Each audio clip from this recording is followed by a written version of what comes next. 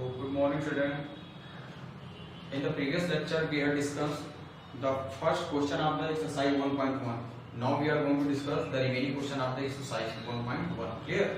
So, question number second, I have not written here because first of all we will see the question solution of question 3 and question 4. After that, question number 2 and the question number 5. Both question you will see together because both having the same kinds of question, and I will tell you some trick also there. Okay, but before that, just see the question number 3. Question number 3 is given one relation R is given over this set, and this set is having 6 elements. 1 2 3 4 5 6 एक set दिया बेटा जिसमें 6 elements हैं और इस set पर हमारा relation defined है. रिलेशन कैसा डिफाइंड है? a comma b such that b is equal to a plus 1. इसका मतलब ऐसे दो नंबर इस रिलेशन में आएंगे जो इस कंडीशन को सैटिस्फाई करेंगे, जहां पर a और b दोनों की वैल्यू क्या क्या हो सकती है इस सेट a और b हम कह सकते हैं where a comma b belongs to capital A. इसका मतलब a और b हमें इसी सेट A से लेना है. क्लियर?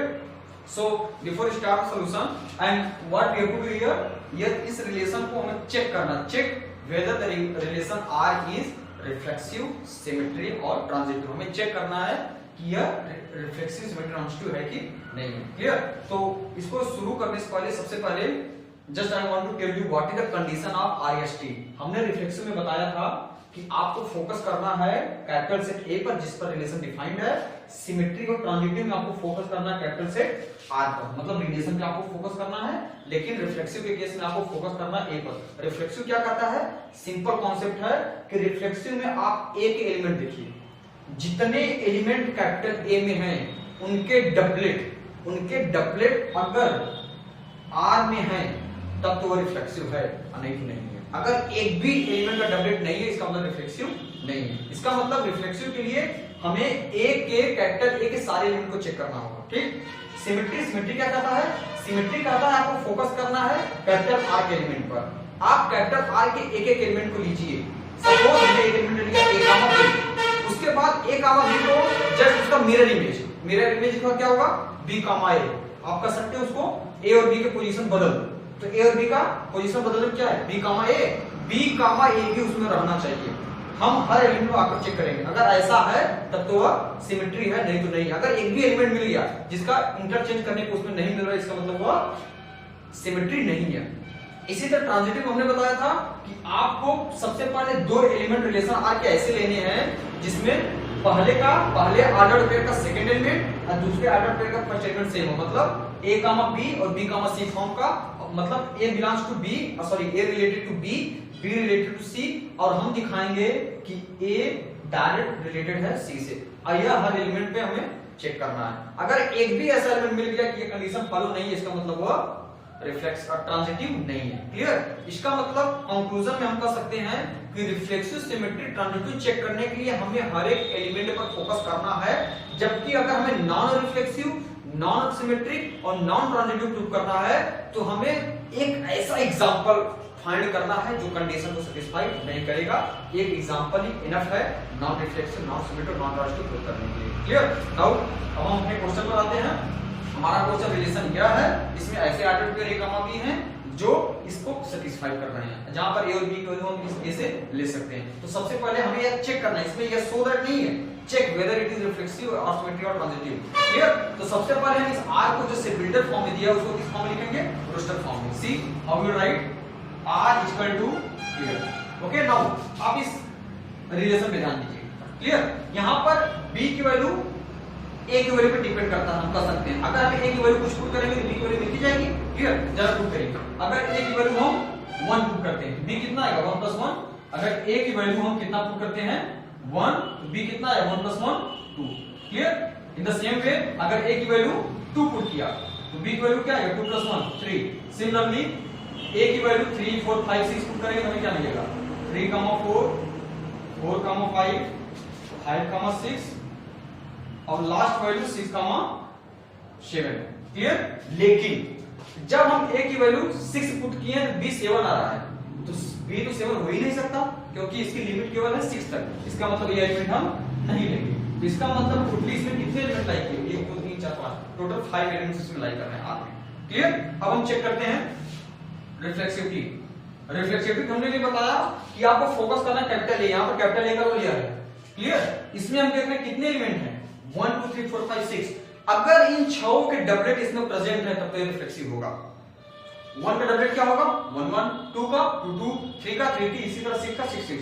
लेकिन यहां पर रिलेशन आर में एक भी डबलेट नहीं है, ना तो 1 1 है ना तो 2 2 है, इसका मतलब ये रिफ्लेक्सिव नहीं है। आप रीजन इस तरह से लिख सकते हो, since 1 1 does not belong to capital R and for every 1 belongs to A, hence it is not reflexive। बहुत इजी हुआ, क्लियर। इसी तरह अगर हम सिमेट्री की बात करें, सिमेट्री के लिए हमने आपको बताया आपको आर के एलिमेंट को फोकस करना है और उसको पोजीशन को इंटरचेंज करके देखना है कि उसमें लाई कर रहा है क्या है। चलो सबसे पहले लेते हैं 1 2। 1 2 को बताओ बेटा क्या मिलेगा, 2 चेक करो 2 इसमें है कि नहीं, देखो कहीं नहीं है, हो गया। At least we need to find one example to prove it is non-symmetry। तो क्या लिखेंगे, since 1 2 belongs to capital R but 2 1 does not belong to capital R, hence it is not symmetric। इसका मतलब कंक्लूजन में R स्टार मतलब non reflexive और S star मतलब non symmetric. इसी तरह हम ट्रांजिटिव भी चेक करते हैं, ट्रांजिटिव चेक करने के लिए। ट्रांजिटिव चेक के लिए हमने क्या कहा, फिर से आपको R के एलिमेंट पर फोकस करना है और R के ऐसे 2 एलिमेंट लेंगे जिसमें पहले ऑर्डर पेयर का सेकंड एलिमेंट और दूसरे ऑर्डर पेयर का फर्स्ट एलिमेंट सेम है, क्लियर। यह चीज हम हर एलिमेंट पर करेंगे, ठीक। सपोज हमने 1 2 लिया, इसको फिक्स किया। अब 1 2 के साथ हम वो ऑर्डर पेयर लेंगे जो किससे स्टार्ट हो, 2 से स्टार्ट हो। तो चेक करते हैं, सबसे पहले क्या है, ये 2 से स्टार्ट है और कोई 2 से स्टार्ट नहीं है, clear. Late 1 2 3 belongs to capital R, मतलब 1 2 से रिलेटेड है, 2 3 से रिलेटेड है। तो this implies that 1 3 should be related to R। अगर 1 3 R से रिलेट हो गया तब तो यहां तक कंडीशन फॉलो करता है, लेकिन 1 3 इसमें है ही नहीं है। देख लीजिए, चेक कर लीजिए, 1 3 कहीं है, नहीं है। इसका मतलब बट क्या लिखेंगे, since 1 2 2 3 belongs to R but 1 3 does not belong to R, hence it is non-transitive। ये ट्रांजिटिव भी नहीं है। इसका मतलब हमारा आंसर क्या हुआ, the given relation is neither reflexive nor symmetry nor transitive। clear? I hope it is clear। So now we are going to discuss next। Now see the question number 4 I have written here, capital R, this capital R represents the relation is given as A comma B in R। ऐसे order pair like कर रहे हैं जिसमें A comma B में relation है A lesser equal to B, clear. अगर मतलब एक नंबर दूसरे नंबर से या तो छोटा हो या तो उसके इक्वल हो तो वो दोनों नंबर रिलेशन में आ जाएंगे, क्लियर। इच हमें यहां शो करना है कि शो करिए ये रिलेशन क्या है, रिफ्लेक्सिव, नॉन सिमेट्रिक और ट्रांजिटिव। मतलब रिफ्लेक्सिव और ट्रांजिटिव है लेकिन सिमेट्रिक नहीं है। एक चीज और आपको यहां ध्यान देना बेटा, for every A comma B belongs to capital R। यहां पर यह R या यहां डिफरेंट है, यह R क्या बताता है, रिलेशन, यह R क्या बताता है, ये क्या बता रहा है, इट इज रियल नंबर। इसका मतलब यह रिलेशन किस पर डिफाइंड है, रियल नंबर पे। अभी पिछले क्वेश्चन हमने देखा था कि जो रिलेशन डिफाइंड है वो एक सेट पर डिफाइंड है, पर्टिकुलर सेट पे, ठीक है। कभी कभी ये नेचुरल नंबर पे भी डिफाइंड होता है, लेकिन यहां पर यह कहां है, कहां डिफाइंड है, यह किस पर डिफाइंड है, रियल नंबर पे। हम रियल नंबर ले सकते हैं, क्लियर। और हमें दिखाना है कि R S स्टार T, इसका मतलब रिफ्लेक्सिव है, ट्रांजिटिव है लेकिन सिमेट्रिक नहीं है, क्लियर। तो क्वेश्चन बहुत इजी है, जब आप प्रोसेस बस कॉन्सेप्ट अपना ध्यान से यही तीनों पॉइंट्स ध्यान में रखिए, फिर समझाने की जरूरत है। तो फर्स्ट केस रिफ्लेक्सिविटी, सीधा रिफ्लेक्सिविटी हमें ये दिखाना रिफ्लेक्सिव है। रिफ्लेक्सिव के लिए क्या कंडीशन होता है कि एक एलिमेंट पे फोकस करेंगे, अगर कोई एक एलिमेंट इस तरह से लेंगे दिखा देंगे कि उसका डबलेट भी R में है तो वह रिफ्लेक्सिव हो गया, clear. So let small a belongs to capital R, real number. ये कैपिटल R क्या है, रियल नंबर, कोई इज एन आर्बिट्रेरी एलिमेंट। हमने small a belongs to capital R एक आर्बिट्रेरी एलिमेंट ले लिया, क्लियर। अब हम दिखा देगा, किसी तरह दिखा दे कि A comma A इसमें R में है तब तो रिफ्लेक्सिव हो गया। अब ये चीज दिखाएंगे कैसे, डेफिनेशन से। डेफिनेशन क्या कहता है कि अगर पहला नंबर दूसरे से इक्वल या छोटा है तो उसके साथ रिलेशन में आ जाता है। तो हम कह सकते हैं since A is less or equal to A, हम कह सकते हैं अगर A की कुछ वैल्यू पुट करें या तो उससे छोटा तो उसका हो सकता है। For example 1 is equal to 1, clear, 2 is equal to 2। मतलब हम ये कह सकते हैं कि for every a belongs to real number ये रिलेशन सेटिस्फाइड है, क्योंकि इसमें दो चीजें हैं, या तो ए या छोटा या तो इक्वल है। तो छोटा का कंफर्म है लेकिन इक्वल वाले तो कंफर्म है ना, ये फॉलो कर रहा है। इसका मतलब since for every a belongs to capital R a less और equal to a, this implies that a comma a belongs to R. Proof हुआ। हर ए के लिए हम ये रिलेशन सेटिस्फाइड कर सकते हैं, hence a comma a belongs to R, hence it is the reflexive. Clear? आप ए की कोई भी वैल्यू कर सकते हो। देख लो 1,2 इसके इक्वल है, 1,2 इसमें लाई करेगा, -1 इक्वल है तो भी लाई करेगा। इसका मतलब हर रियल नंबर पे लाई करेगा। आगे हम देखते हैं सिमेट्री। Symmetry clear? सिमेट्री हमें दिखाना कि नॉन सिमेट्री, सिमेट्री नहीं है। इसका मतलब कि एग्जांपल बहुत है। Let 2,5 belongs to R. एक एग्जांपल आपने से कोई भी एग्जांपल ले लो, 2,5 बिलोंग्स टू आर, क्या ये सही है? अगर यह इसको फॉलो करेगा, सिंस 2 इज लेस देन 5, 2 5 से छोटा है, या तो छोटा या तो इक्वल है, 2 5 से छोटा है, इसलिए कंफर्म है कि इसमें लाई करेगा। क्लियर? बट चेक करो 5,2, क्या 5,2 भी आर में लाई करेगा? Does not belongs to R. क्यों?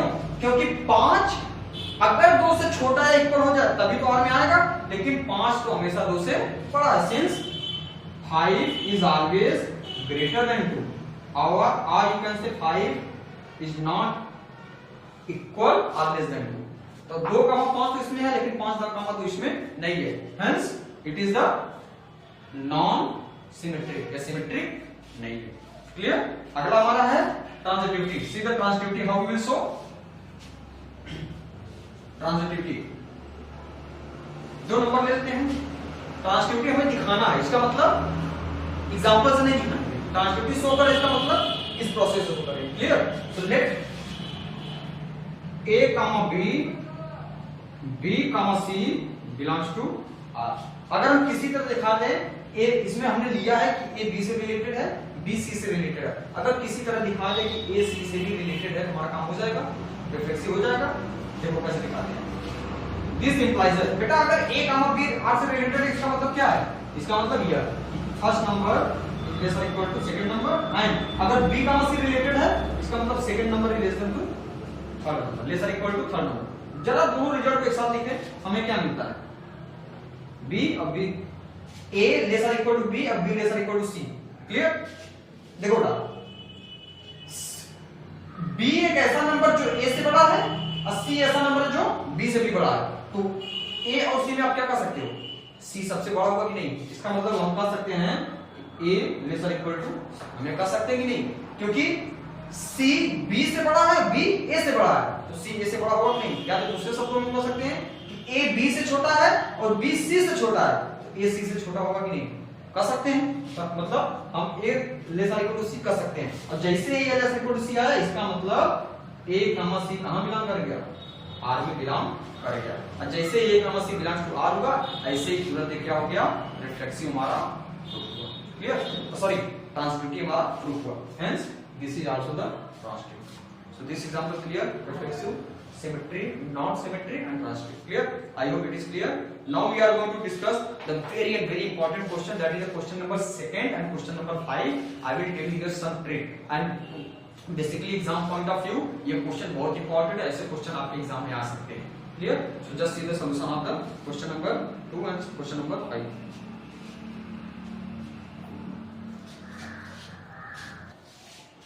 So students, question number 4 हमने लिख दिया है। क्वेश्चन नंबर 4 कहता है कि एक रिलेशन रियल नंबर पर डिफाइंड है, मतलब r is defined on the r only. किस तरह डिफाइंड है?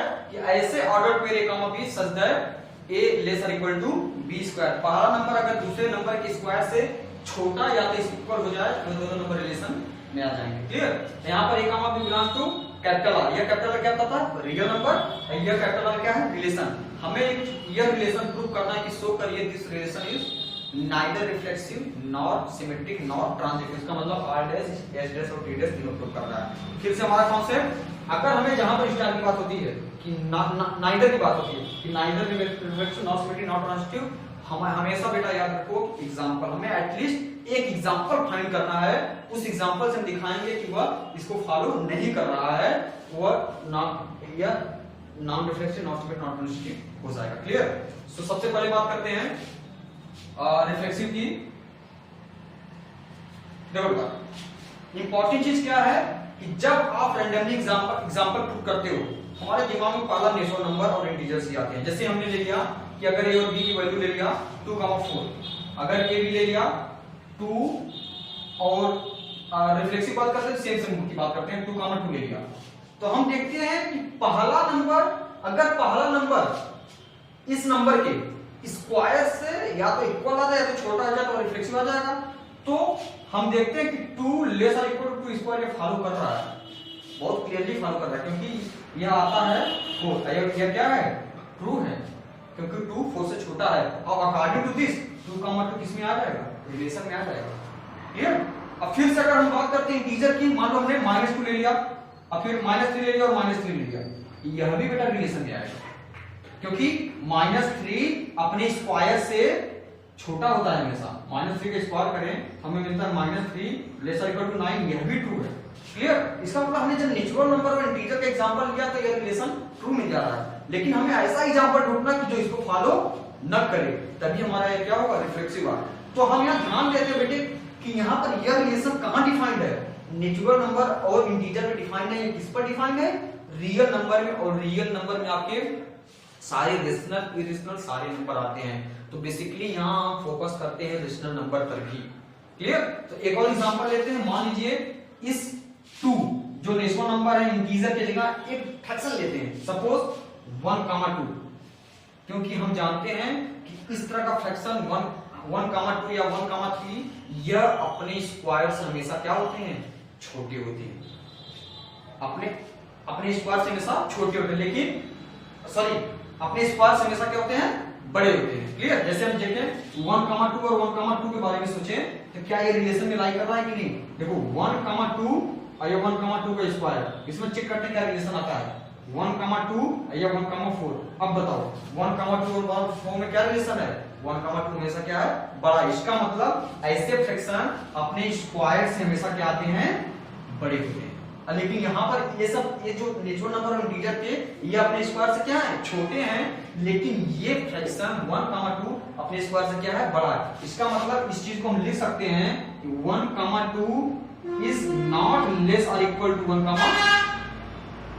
1,2 का square, hence 1,2 and 1,2 does not belongs to factor R। तो हमें एक ऐसा एग्जांपल मिल गया। हमने जब फ्रैक्शन में लिया तो 1,2 1/2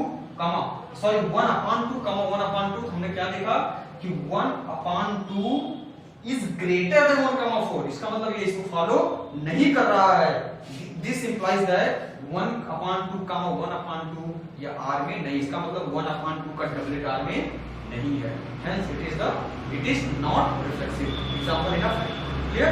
सिमिलरली ऐसे ही हम सिमेट्री के लिए दिखाएंगे।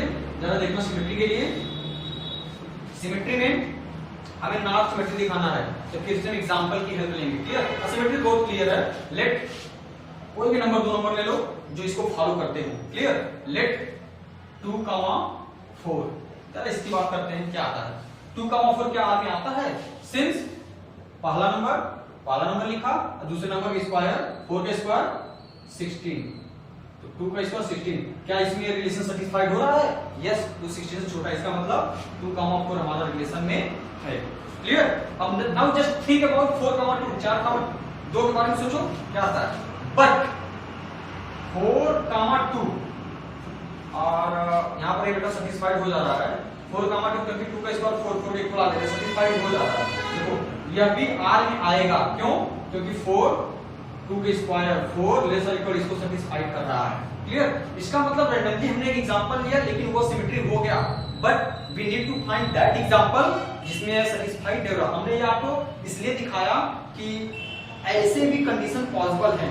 जैसे मान लो किसी रिलेशन में 100 एलिमेंट है जिसमें से 90 एलिमेंट या 99 एलिमेंट सिमेट्री को फॉलो कर रहे हैं, लेकिन केवल एक एलिमेंट ऐसा जो फॉलो नहीं कर रहा है और वो पूरे के पूरे रिलेशन का नेचर बदल देगा। अब क्या नेचर होगा? उसके हिसाब से होगा नेचर रिलेशन, वो सिमेट्री नहीं होगा। तो यहाँ पर आपको ये चीज हमेशा ध्यान देना है कि हमको वह एलिमेंट, वह एग्जांपल लेना जो इसको सेटिस्फाइड करता हो। क्लियर? तो दूसरा एग्जांपल लेते हैं, मान लो यही 2 4 5 ले लो, 2, 5 ये रिलेशन में आएगा, नो डाउट आएगा, क्योंकि 2 5 का स्क्वायर 25, ये हमारा क्या है, ट्रू है। 2 लेस इक्वल टू 25 ये ट्रू है। But what can you say about 5, 2? इसके बारे में आप क्या कहेंगे? 5 और 2 का स्क्वायर 4, क्या ये ट्रू है? ये ट्रू नहीं है। ये क्या बेटा? फॉल्स है, क्योंकि 5 न तो 4 से 5 न तो 4 के इक्वल है, न तो 4 से छोटा है। Actually 5 is always greater than 4। इसका मतलब 5, 2 does not belongs to R, hence हमें एग्जांपल मिल गया, hence it is non symmetric. Okay, I think from here it is clear. Now we are going to prove it is non transitive। यहीं पर आपको logic में बताना है कि आपको करना क्या है, ठीक है? चलो ट्रांजिटिव देखते हैं। ट्रांजिटिव के लिए बेटा फिर हमें ऐसे एग्जांपल चाहिए। क्लियर? ऐसे हम नॉन ट्रांजिटिव दिखाना है, हमें एक ऐसे नंबर चाहिए, मतलब ये condition a, b, b, c, ये दोनों तो बिलोंग करने चाहिए, दोनों आर में रहने चाहिए, बट हमें दिखाना है कि पहला तीसरे से कनेक्ट नहीं होना चाहिए। हमें यह चीज प्रूव करना है। इसके बेस पे हमें एग्जांपल लेना है। क्लियर? देखना पहली चीज, यह टाइप का क्वेश्चन, ये सब लॉजिकल क्वेश्चंस है। a less equal to b square, और जो हमारा क्वेश्चन नंबर 5 है वो क्या है? a less equal to b cube है। इसके पहले हमने जो पढ़ा हुआ था a less equal to b। Clear? तो 3 काइंड से क्वेश्चन है, ये सब नेम्ड क्वेश्चन अक्सर एग्जाम में आते हैं। तो यहाँ पे आपको हम कुछ ट्रिपलेट बताएंगे जिसको आपको याद रखने की जरूरत है। उस ट्रिपलेट की हेल्प से हम ट्रांजिटिव प्रूव करेंगे। अब आप कहोगे कि ऐसे ट्रिपलेट तो बहुत सारे पॉसिबल है, हम कितने रटेंगे, उसका हम एक आपको ट्रिक बताएंगे। क्लियर?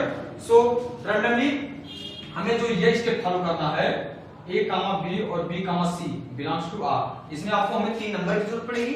क्लियर? तो ट्रिक हमारा क्या कहता है, रैंडमली आप कोई भी नंबर ले लो, एक ही कोई भी हो। सपोज हमने क्या ले लिया, 3 ले लिया। क्लियर? उसके बाद जो b कहता है, b आप उससे एक कम लो, तो 3, a की वैल्यू 3, तो b की वैल्यू उससे एक कम लो, क्या मान लो 2 हो गया। क्लियर?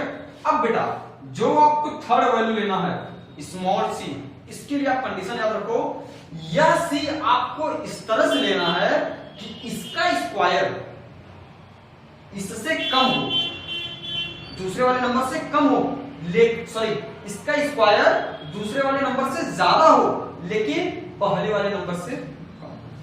ये आपका ट्रिक है। क्लियर? अब आप अपने मन में सोचो, और यह नंबर कुछ भी हो सकता है। नेचुरल नंबर, यहां हमने नेचुरल नंबर लिया, जरूरी नहीं कि आपको तीसरा नंबर नेचुरल नंबर ही लेना है। नेचुरल नंबर एक्चुअली आपको मिलेगा ही नहीं, आपको फ्रैक्शन में भी जाना है, डेसिमल एक्सटेंशन का कोई भी नंबर ले सकते हो जो इसको फॉलो कर रहा है। क्लियर? क्या बताया हमने कि तीसरा नंबर जो स्टार है, यहां आपको ऐसा नंबर लेना है जिसका स्क्वायर इससे ज्यादा हो लेकिन इससे कम। समझ में आया? ओके, जस्ट थिंक अबाउट, अगर हम बात करते हैं डेसिमल में 1.5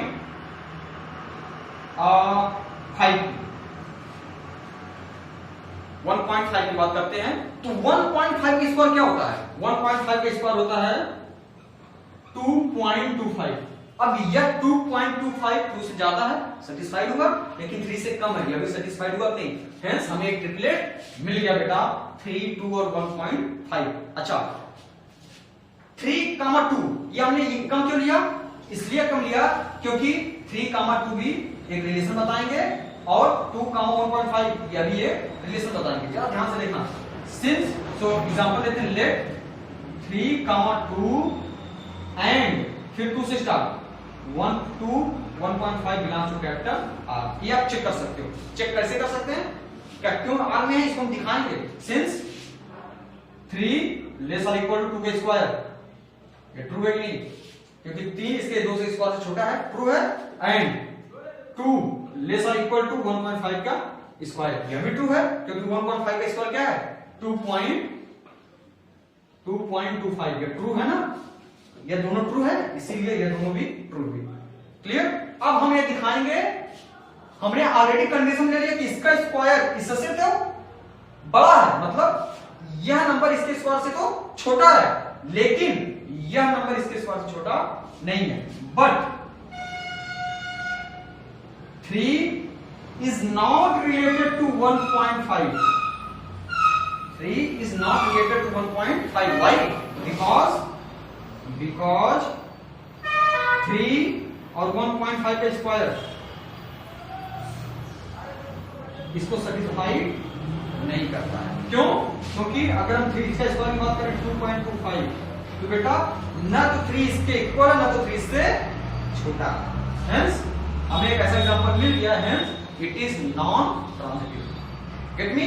तो हमने एक ट्रिपलेट क्या लिया, 3, 2 और 1.5। इसी तरह से आप एक और भी ट्रिपलेट ले सकते हो, जैसे मान लो 4 ले लिया, पहला नंबर 4, फिर दूसरा स्टेप क्या बताया हमने, दूसरा नंबर कैसे लेंगे, उससे एक कम, उससे एक कम करो, क्या लिया 3। अब तीसरा नंबर हम ऐसा लेंगे जिसका स्क्वायर इससे ज्यादा लेकिन इससे कम। अब आप सोचो, ऐसा नंबर जिसका स्क्वायर इससे ज्यादा लेकिन इससे कम, जस्ट थिंक अबाउट 1.8। तीसरा नंबर 1.8, चेक करो 1.8 का स्क्वायर क्या होता है 3.24। अब देखो ये 3.24 इससे ज्यादा लेकिन इससे कम। क्लियर? ऐसे आप ढेर सारे एग्जांपल बना सकते हो नॉन ट्रांजिटिव प्रूफ करने के लिए। आई थिंक आपको क्वेश्चन समझ में आया होगा। अब इसी बिहाफ पे हम क्वेश्चन नंबर 5 लगाएंगे। इसमें तो बेटा इसमें क्लियरली दिया था, एक चीज और आपको बताना चाहेंगे कि यहाँ पर क्लियरली दिया था कि यहाँ पर प्रूफ करिए कि it is neither reflexive not symmetric not transitive. लेकिन जो क्वेश्चन नंबर 5 है वो यह है कि यह रिलेशन आर दिया है, a less equal to b cube, check whether it is transitive, symmetry और रिफ्लेक्सिव, वहां आपको चेक करना। तो बेसिकली आप ऐसे क्वेश्चन में ध्यान रखिए बेटा, हमेशा यह एक स्क्वायर क्यूब की बात होती है, दिमाग में रख लीजिए, ना तो ये रिफ्लेक्सिव शो करते हैं, ना तो सिमेट्रिक शो करते हैं, ना तो ये ट्रांजिटिव शो करते हैं।